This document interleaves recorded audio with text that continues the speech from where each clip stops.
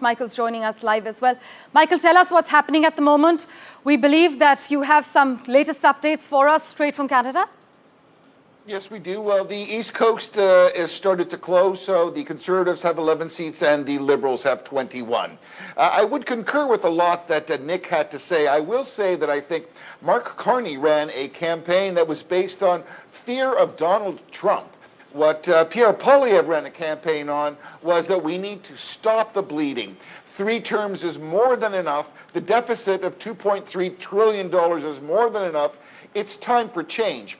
And I would also add that I think the way that Pierre Poilievre would deal with Donald Trump and the tariffs is that 0 is 0.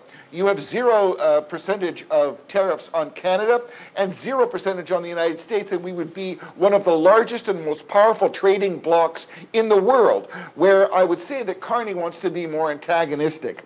So it'll be very interesting to see, as Nick pointed out, the 20-point differentiation that initially was how the election was set up with Poilievre in the lead.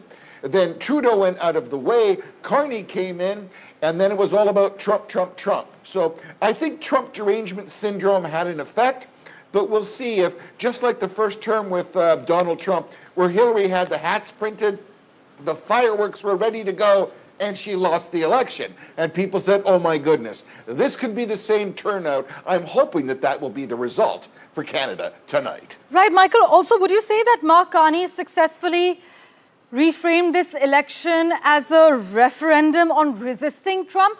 Or is this a narrative only echoing among the elites in Canada?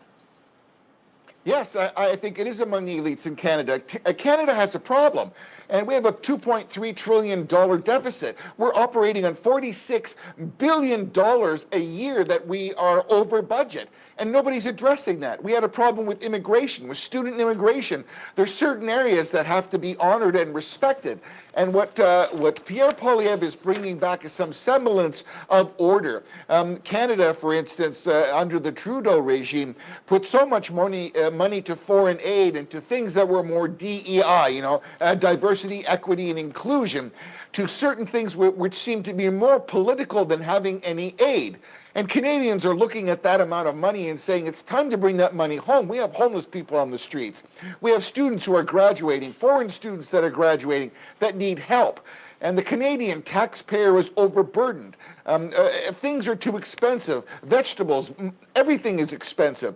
And I think what Poilievre wants to bring is some semblance of respect for a budget and bring the country back again. Unfortunately, Carney, from my perspective, is all about spend. It's all about if you're in deficit, you spend more because you're going to get out of deficit. I don't know what kitchen table he works at. But if I'm over budget at the end of the month, I've got to cut something, not just add more deficit.